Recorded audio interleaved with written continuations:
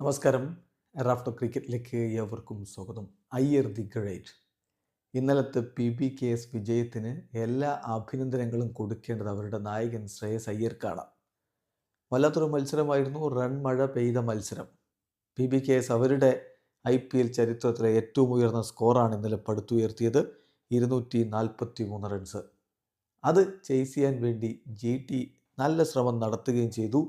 232 റൺസിലേക്ക് അവരെത്തി. വെറും 11 റൺസിനാണ് mammoth total എടുത്തിട്ടും Punjab Kings വിജയിച്ചത് എന്നത് മറ്റൊരു കാര്യം. പക്ഷേ അതിനുവേണ്ടി എഫേർട്ട് എടുത്ത ശ്രേയസ് അയ്യർക്ക് എല്ലാ അഭിനന്ദനങ്ങളും കൊടുക്കണം. കൃത്യമായ രൂപത്തിൽ കാര്യങ്ങൾ റീഡ് ചെയ്തുകൊണ്ടാണ് അദ്ദേഹം ഈ രൂപത്തിൽ ടീമിനെ വിജയത്തിലേക്ക് കൊണ്ടുപോയത്. 97 റൺസാണ് അദ്ദേഹം അടിച്ചത്.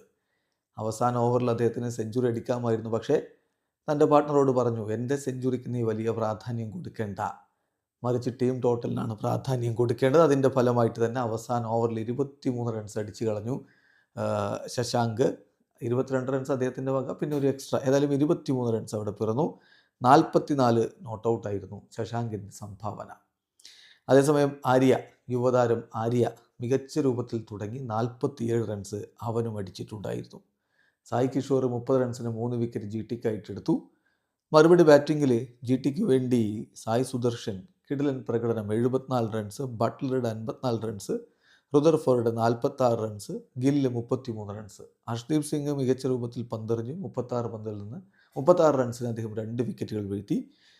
ഏതായാലും 11 റൺസിൻ്റെ വിജയം ഒടുവിൽ പഞ്ചാബ് കിങ്സ് നേടുകയുണ്ടായി. ഇതാണ് ഇതിൻ്റെ രത്നച്ചുരുക്കം, കളിയുടെ രത്നച്ചുരുക്കം. ഓരോ കളി കഴിഞ്ഞിട്ടും നമ്മൾ വിശദമായിട്ട് അനാലിസിസ് ചെയ്യാറുണ്ട്. ESPN ക്രിക്കിൻഫോയും ക്രിക്ക് ബസ്സും അതുപോലെയുള്ള വലിയ പോർട്ടലുകൾ നൽകുന്ന വിവരങ്ങൾ, അനാലിസിസുകളൊക്കെ നമ്മൾ റെഫർ ചെയ്യാറുണ്ട്. അതുപോലെ നമ്മുടെ അഭിപ്രായങ്ങൾ കൂടി ചേർത്താണ് ഇത് അവതരിപ്പിക്കുന്നത്. നിങ്ങൾക്ക് വ്യത്യസ്തമായിട്ടുള്ള അഭിപ്രായങ്ങളുണ്ടാവും, അത് കമൻറ്റ് ബോക്സ് രേഖപ്പെടുത്തുക. ആരോഗ്യകരമായ ക്രിക്കറ്റ് ചർച്ചകളുമായി നമുക്ക് മുന്നോട്ട് പോകാം. ഏതായാലും അയ്യരാണ് ഈ കളിയിലെ താരമെന്ന് പറയാനുള്ള കാരണങ്ങൾ നമ്മൾ ആദ്യം ഒന്നെടുത്ത് നോക്കണം. ഇപ്പോൾ 2025 IPLന് അദ്ദേഹം PBKSലേക്ക് ജോയിൻ ചെയ്തതിന് ശേഷം അദ്ദേഹം പറഞ്ഞൊരു കാര്യമുണ്ട്. T20 ക്രിക്കറ്റിൽ എൻ്റെ ബാറ്റിംഗ് സ്ഥാനം ഞാൻ കാണുന്നത് നമ്പർ 3യിലാണ്. ആ നമ്പർ 3 ഉറപ്പിക്കാൻ വേണ്ടി അദ്ദേഹം എല്ലാ തരത്തിലും മികച്ച പ്രകടനം, അതിനോട് നീതീകരിക്കുന്ന പ്രകടനമാണ് പുറത്തെടുത്തത്. 42 പന്തുകളിൽ നിന്ന് 97 റൺസ്. അവസാന ഓവർ തുടങ്ങുന്നതിന് മുമ്പ് അദ്ദേഹത്തിൻ്റെ സ്കോർ അതായിരുന്നു. പക്ഷേ ശശാങ്ക് സിംഗ് പിന്നീട് അവസാന ഓവർ പൂർണ്ണമായിട്ടും സ്ട്രൈക്ക് ഏറ്റെടുത്തതോടുകൂടി അദ്ദേഹത്തെ സംബന്ധിച്ചിടത്തോളം സെഞ്ചുറിയിലേക്ക് പോകാൻ പറ്റിയില്ല. എന്നാൽ ശ്രദ്ധിക്കേണ്ട ഒരു കാര്യമുണ്ട്, ഈ രൂപത്തിലുള്ള ഒരു പ്രകടനം അദ്ദേഹം IPL കരിയറിൽ ഇതിനു മുമ്പ് നടത്തിയിട്ടില്ല. അദ്ദേഹത്തിൻ്റെ IPL കരിയറിലെ ഏറ്റവും ബെസ്റ്റ് സ്കോറാണ് ഇവിടെ പിറന്നിരിക്കുന്നത്. അയ്യരുടെ കാര്യമാണ് നമ്മൾ ഈ പറയുന്നത്. ഒരു തവണ മാത്രമാണ് ടൂർണമെൻറ്റിൽ ഇതിനേക്കാൾ മോർ ഓഫൺ എന്ന രൂപത്തിൽ അദ്ദേഹം ബൗണ്ടറി അടിച്ചിട്ടുള്ളത് എന്ന കാര്യം കൂടി നോക്കുക. അതായത് കൃത്യമായി ഡെലിബറേറ്റായിട്ട് ഈ രൂപത്തിൽ അദ്ദേഹം പെർഫോം ചെയ്യാൻ തീരുമാനിച്ചുറച്ചിറങ്ങിയതാണ് എന്നർത്ഥം. ഗ്രൗണ്ടിനെ കുറിച്ച് കൃത്യമായ ധാരണ ശ്രേയസ് അയ്യർക്കുണ്ടായിരുന്നു.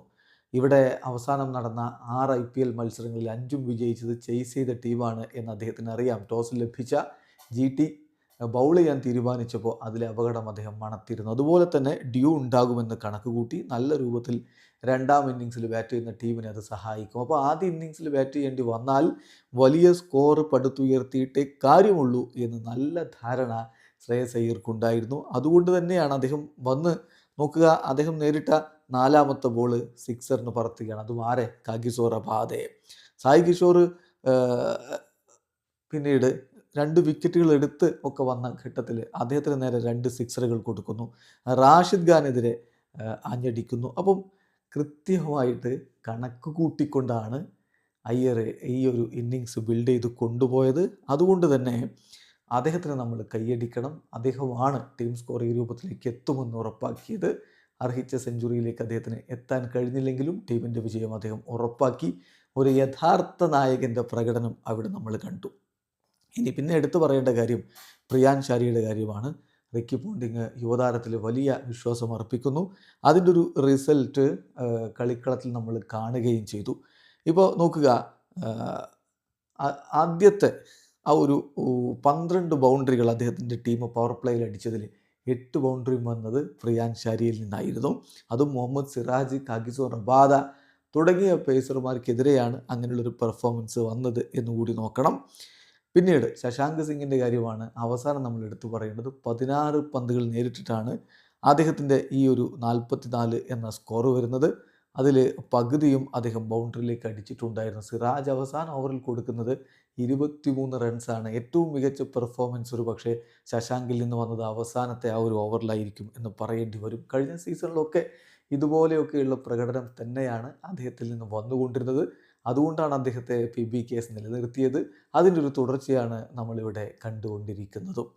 അതേസമയം മറുഭാഗത്ത് സായി സുദർശൻ നല്ലൊരു തുടക്കം അദ്ദേഹം കൊടുക്കുന്നു. സാധാരണ നമുക്കറിയാം സായി സുദർശൻ ഒരു ഗ്രേറ്റ് T20 പ്ലെയർ ആണോ എന്ന് ചോദിച്ചാൽ അദ്ദേഹത്തിൻ്റെ ഏറ്റവും മികച്ച ഫോർമാറ്റ് T20 അല്ല എന്ന് പലപ്പോഴും അദ്ദേഹത്തിൻ്റെ കളി കണ്ടാൽ തോന്നാറുണ്ട്. എന്നാൽ ഇവിടെ അദ്ദേഹം സാഹചര്യത്തിനനുസരിച്ച് മികച്ച പ്രകടനം നടത്തുകയായിരുന്നു. 41 പന്തുകളിൽ നിന്ന് അദ്ദേഹം 74 റൺസാണ് അടിച്ചിരിക്കുന്നത് എന്ന കാര്യം കൂടി നോക്കണം. അതുപോലെ തന്നെ പിന്നീട് മികച്ച രൂപത്തിൽ കാര്യങ്ങൾ കൈകാര്യം ചെയ്യാനുള്ളൊരു ശ്രമം ജോസ് ബട്ട്ലറുടെ ഭാഗത്തു നിന്ന് വന്നു. ഗില്ലും അതുപോലെ തന്നെ നല്ല തുടക്കം കൊടുത്തിട്ടാണ് മടങ്ങിപ്പോയിരുന്നത്. പിന്നെ ഷെർഫൻ റുദർഫോർഡും അതിനനുസരിച്ചുള്ളൊരു പ്രകടനത്തിലേക്ക് പോയി. പക്ഷേ വിജയ് കുമാർ വൈശാഖ് കാര്യങ്ങൾ ഹാൻഡിൽ ചെയ്യുന്ന കാഴ്ച. വിജയ് കുമാർ വൈശാഖാണ് യഥാർത്ഥത്തിൽ GTയുടെ ആ ഒരു കുതിപ്പിനെ തടയിട്ടത്. അദ്ദേഹം ആ വൈഡ് ലൈനിനോട് ചേർന്നുകൊണ്ട് പന്തെറിയാൻ തുടങ്ങിയതോടുകൂടി കണക്ട് ചെയ്യാൻ നന്നായിട്ട് ബുദ്ധിമുട്ടി ഷെർഫൻ റുദർഫോർഡിനെ അവിടെ നിർത്തിക്കൊണ്ട് അദ്ദേഹത്തിൻ്റെ ബൗളിംഗ് ശ്രമം അത് കൃത്യമായിട്ടുള്ള തിങ്കിങ്ങും അതിൻ്റെ എക്സിക്യൂഷനുമാണ്. ഒരു പ്ലാൻ ഉണ്ടാക്കി അതിൻ്റെ എക്സിക്യൂഷൻ അത് നന്നായിട്ട് ചെയ്തതിൻ്റെ ഫലമായിട്ടാണ് GTയുടെ മൊമെൻറ്റം തടയപ്പെട്ടത്. നോക്കുക, ആ ഘട്ടത്തിൽ അദ്ദേഹം എറിഞ്ഞുകൊണ്ടിരുന്ന പന്തുകൾ കൃത്യമായി ഫുള്ളർ ലെങ്ത്തിലാണ് അദ്ദേഹം പന്തെറിഞ്ഞുകൊണ്ടിരുന്നത്. ഓഫ് സ്റ്റംപിന് ഏറെ വെളിയിൽ വൈഡ് ഗൈഡ് ലൈനോട് ചേർന്ന് ബാറ്റർ ഇങ്ങോട്ട് നീങ്ങിയ വൈഡ് ഗൈഡ് ലൈൻ അങ്ങോട്ട് നീങ്ങും, നമുക്കറിയാമല്ലോ അങ്ങനെയാണ്. അപ്പോൾ അതനുസരിച്ച് അതിന് പുറത്തേക്ക് വേണ്ട ഘട്ടത്തിൽ എറിഞ്ഞ് കുറച്ച് ഫൈറ്റുകളൊക്കെ പോയിട്ടുണ്ട്, ശരിയാണ്. എന്നാൽ പോലും ആ 12 പന്തുകളിൽ നിന്ന് ആ 2 ഓവറുകളിൽ നിന്ന് അദ്ദേഹം ആ ഘട്ടത്തിൽ കൊടുത്തത് വെറും 10 റൺസാണ്. അതുകൊണ്ട് തന്നെ എന്ത് സംഭവിച്ചു എന്ന് ചോദിച്ചാൽ പഞ്ചാബ് അവരുടെ അവസാന 5 ഓവറുകളിൽ അടിച്ചത് 77 റൺസായിരുന്നെങ്കിൽ ടൈറ്റൻസ് അവരുടെ അവസാന 5 ഓവറുകളിൽ അടിച്ചത് 50 റൺസ് മാത്രമാണ്. അവിടെയാണ് ഈ ഒരു കളി ഗുജറാത്ത് ടൈറ്റൻസ് കൈവിട്ടതും 11 റൺസിന് അവർ തോൽക്കുന്നതും. സോ വിജയ് കുമാർ വൈശാഖ് അത്രയും കൃത്യമായിട്ട് അത് എക്സിക്യൂട്ട് ചെയ്തു. അതിന് അദ്ദേഹം അഭിനന്ദനങ്ങൾ അർഹിക്കുന്നു. അതിൻ്റെ ഒരു റിസൾട്ടാണ് ഈ വിജയം എന്നുകൂടി നമ്മൾ പറയേണ്ടി വരും. ഇനി കൃത്യമായിട്ട് 2 ടീമിൻ്റെയും സ്കോർ കാർഡിലൂടെ ഒന്ന് സഞ്ചരിച്ചാൽ പ്രിയാൻഷ് ആര്യയും പ്രഭ്സിമ്രാൻ സിംഗും ചേർന്നുള്ള ഓപ്പണിംഗ് കൂട്ടുകെട്ട് PBKSന് അധികമൊന്നും കാര്യങ്ങൾ ചെയ്തില്ല. കാരണം പ്രഭ്സിമ്രാൻ പെട്ടെന്ന് മടങ്ങി.